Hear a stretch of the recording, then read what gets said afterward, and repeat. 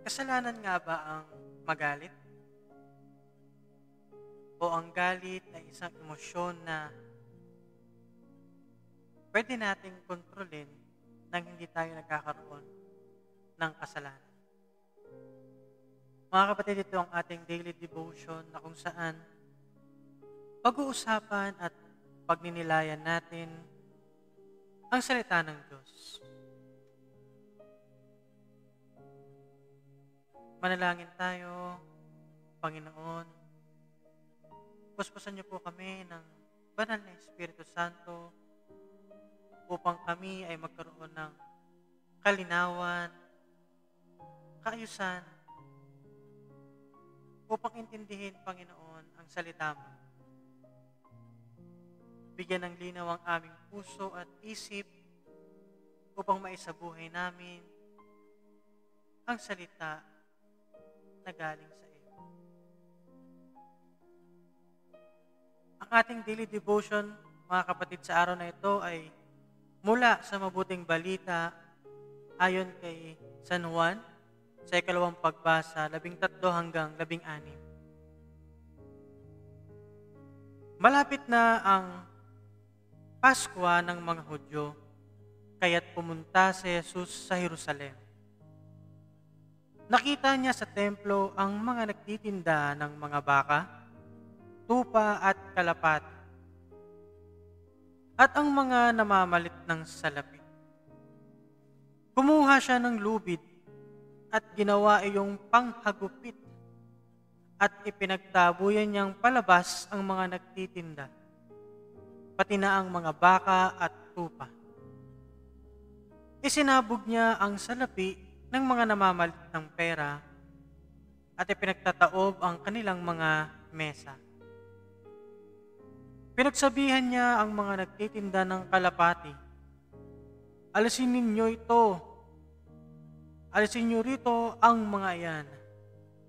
Huwag ninyong gawing palengke ang bahay ng aking ama."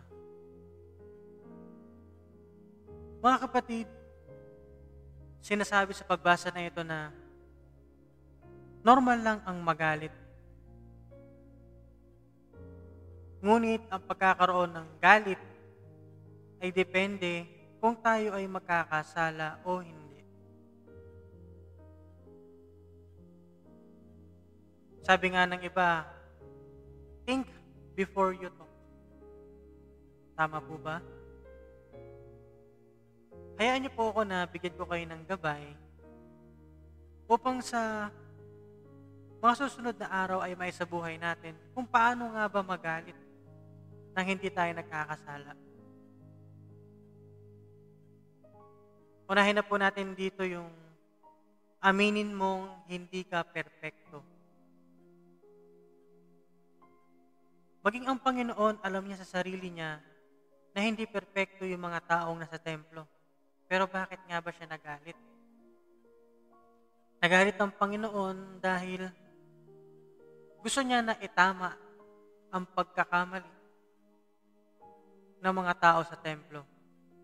Yung galit na hindi nagbababa, yung galit na hindi nagpapahiya, ito yung galit na gusto kong dalhin sa tamang landas ng Panginoon. Bago magalit, tingnan mo muna kung parte ka ng problema. Halimbawa nito, na naglalakad ka tapos meron kang nabanggang tao. Yung nabangga mo, meron siyang bitbit tsaka natapon ito. Ikaw pa ba yung may karapatang magalit? Halimbawa naman, may bata na naglalakad, nabangga mo, tapos nabuwal. Ikaw pa ba yung magagalit? Gayong alam mo naman na ikaw ang nakabangga. Ganon din ang Panginoon sa talatang ito, mga kapatid. Meron siyang authority na magalit sapagkat alam niya na mali ang ginawa ng mga tao. Hindi siya pati nung problema kasi hindi naman siya yung nagkasala sa kanila eh. Hindi ang Panginoong Hesus ang nagdala ng mga hayop sa templo.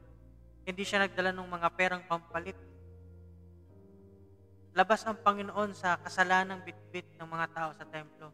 Kaya meron siyang authority na magalit. Parang sa atin, mga kapatid, kapag yung bahay ng magulang natin ay binababoy ng kahit na sino, hindi ba meron tayong authority na magalit? So dito, control your emotion or emotions. Minsan kapag galit tayo, sigawan, ang lakas ng boses, pinagsisigaw mo yung galit mo sa kamag-anak mo hanggang marinig ng kapitbahay. Minsan mga kapatid, kapag nagagalit tayo, control your emotions. Kung pwede mong kausapin ng mahinahon at malumanay, mas maigi dahil mas may iwasan mo na makagawa ng kasalanan. Tama ho ba? Sunod dito, yung nagalit ka, pero do not sin. Sabi nga ng mga taga-Epeso, kung magalit man kayo, huwag kayong magkasala. At huwag ninyong hayaan na lumipas ang araw na galit pa rin kayo. Huwag ninyong bigyan ng pagkakataon si Satanas. Di ba ang ganda nung verse sa Biblia? Kung magalit man kayo, huwag kayong magkasala. Minsan, yung mahal natin sa buhay, yung asawa mo, girlfriend mo, kaibigan mo, nagkakaroon kayo na hindi pagkakaintindihan. Pero hindi ho ba napakahirap matulog nang may galit sa puso? Inabot ka na ng kinaumagahan, hindi ka makatulog kasi iniisip mo yung galit mo dun sa taong mahal mo. Hindi mo ba ang hirap matulog kapag may sama ng loob?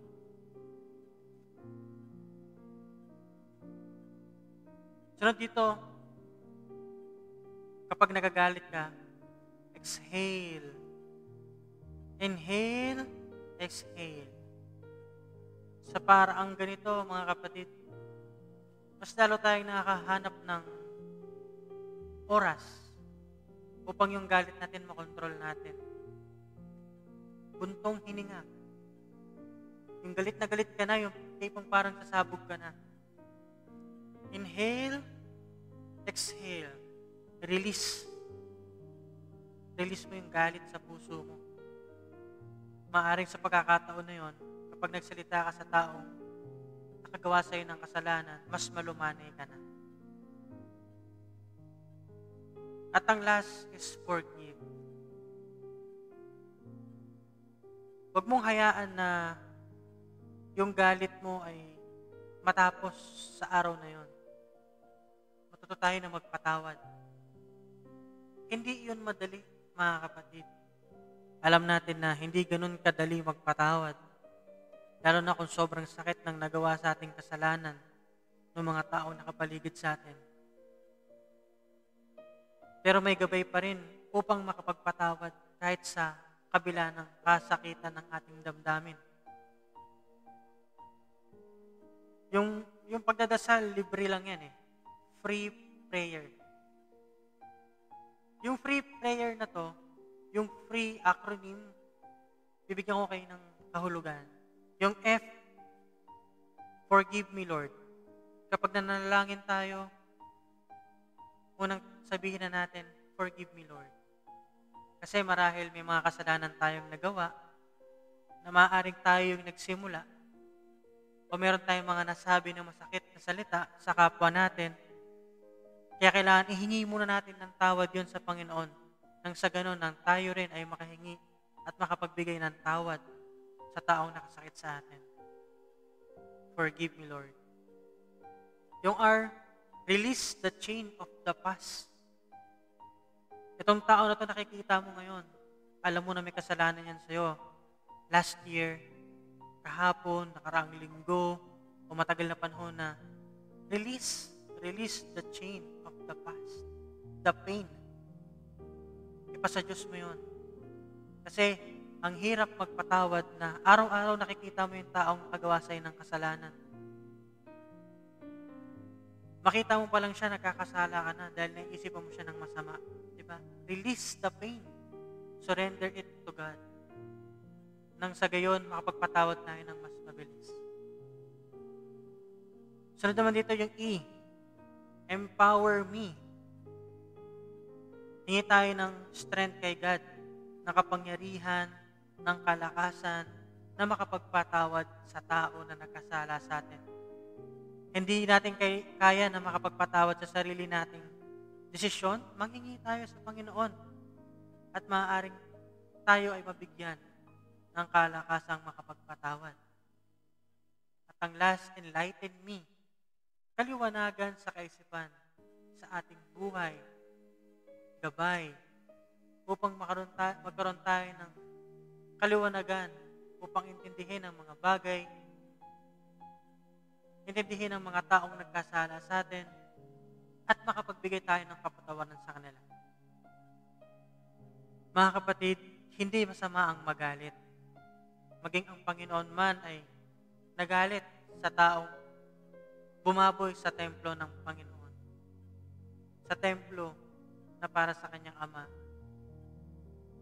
Yung templo na maaaring yung puso mo, hayaan nating pumasok ang Panginoon sa puso natin bilang templo at linisin. Itaboy niya lahat ng galit sa puso natin. Manalangin tayo mga kapatid. Panginoong Jesucristo, bigyan mo kami ng kalakasan, kaliwanagan, upang makapagpatawad sa mga taong nagkasala sa amin. Ikaw nawa ang magsilbing gabay at patnubay upang ang hirap at pasakit ng pagpapatawad ay maibigay namin, Panginoon, sa mga taong kagawa sa amin ng kasalanan. Opo, Panginoon, sinasabi ng kapatid ko ngayon, ang hirap magpatawad. Ngunit, Panginoon, sa tulong mo at kabutihan ng loob mo at pagmamahal, magkaroon kami ng kalinisan sa puso upang kami ay makapagpatawad, Panginoon, ng madali at hindi na kami magkaroon ng kasalanan kapag kami ay nagkaroon ng galit sa kapwa. Balutin mo ng pagmamahal mo, Panginoon, ang aming puso, nang sa gayoy hindi kami mahirapang magpatawad. Mula nga sa iyo, sabi mo sa iyong utos, mahalin mo ang iyong mga kaaway. Ganun naman, Panginoon, bigyan mo kami ng kalakasan upang makapagpatawad sa aming mga kasalanan. Sa buti ng iyong puso at pagmamahal, Panginoon, kami ay dumudulog sa iyo sa matamis na pangalan mo, O Jesus. Amen.